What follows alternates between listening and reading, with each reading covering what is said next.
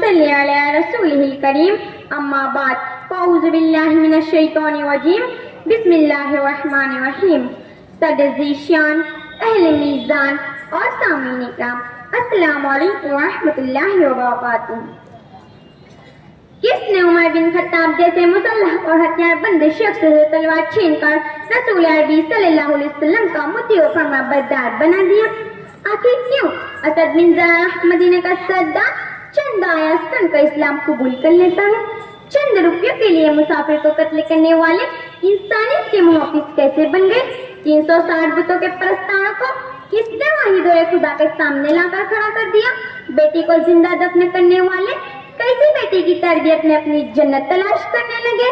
یہ شان و اصلاح کا کام صرف میرے رب کے کلام قرآن حکیم نے کیا ہے۔ بے شک یہ قرآن کا اعجاز ہے کہ کوئی بھی صحیفہ دنیا میں قرآن کا رتبہ پا نہ سکا، اور یہی میرا موضوع سخن ہے۔ سامعین اکرام، یاد کیجیے وہ وقت جب ایران کے مجوسی احاطہ انسانیت سے نکل کر اپنی ماں، بیٹی اور بہن سے شادی کرنے کو جائز اور مباح سمجھ رہے تھے، جب حاضرین آپ کے ہموطن لوگ شوہر کے انتقال پر اس کی لاش کے ساتھ اس کی بیوی کو بھی جلا رہے تھے، جب عیسائی مرد اور عورت گرجا گھر میں نن اور ملک بن کر زندگی گزار رہے تھے، جب چین قبر پرستی اور بھوت پریت کی عبادت میں ڈوبا ہوا تھا، جب کعبے کا پرہینہ طواف ہو رہا تھا، شراب نوشی اور قمار بازی جب شرافت کا نشان تھی، اس وقت گمراہ انسانیت کو طریق حیات نہ انجیل سکھا سکی، نہ زبور، نہ رامائن نے راہ دکھائی، نہ بھگوت گیتا اور اپنشد نے رہبری کی، نہ زرتشت کی اوستائیں، نہ توریت 14 صدیوں پیشتر اگر اس جہان فانی میں دنیا کو انسانیت اور اخلاق کسی نے سکھائے تو قرآن مجید نے سکھائے۔ سچ ہے میرے آقا محمد رسول اللہ صلی اللہ علیہ وسلم۔ اتر کر ہیرا سے سوئے کام آیا، اتر کر ہیرا سے سوئے کام آیا، اور ایک نسخے کیمیا ساتھ لایا۔ بے شک کوئی بھی صحیفہ دنیا میں قرآن پر رتبہ پا نہ سکا۔ سامعین، ہے کوئی کتاب، کوئی صحیفہ، کوئی پستک یا گرنتھ جو میرے قرآن کی فصاحت و بلاغت کو پا سکے؟ زبان و ادب شاعری عربوں میں اس قدر عام تھی کہ ایک چرواہا بھی بہترین شے کہہ لیتا تھا، مگر جب سورہ کوثر کعبے کی دیوار سے لٹکائی گئی تو عرب اور مکہ کے تمام شعراء اس کی جیسی کوئی آیت نہ بنا سکے۔ ایک شاعر نے اگر کہا بھی تو صرف یہ کہ ما ھذا قول البشر، یہ کسی انسانی کلام نہیں ہے۔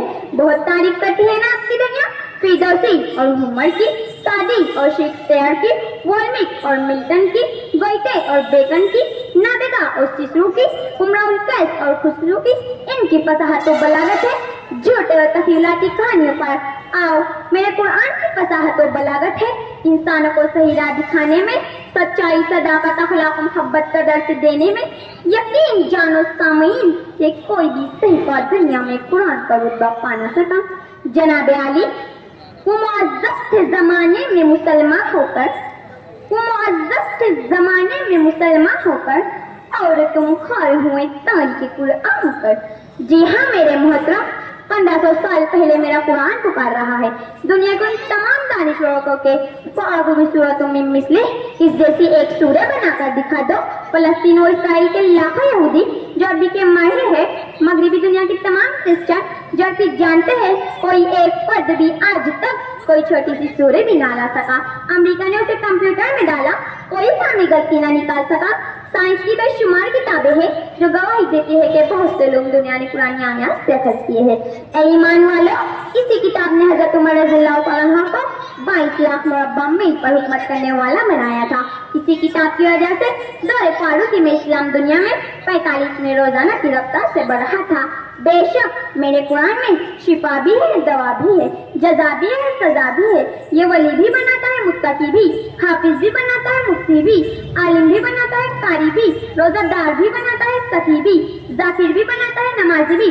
موبائل کے شیطانیوں کیا نہیں ہے میرے قرآن میں، مگر کیا کیجیے کہ تو ہی نادا چند کلیوں پر کناٹ کر گیا، تو ہی نادا چند کلیوں پر کناٹ کر گیا، ورنہ گلشن میں علاج تشنگی دامہ بھی ہے۔ شکریہ، خدا حافظ۔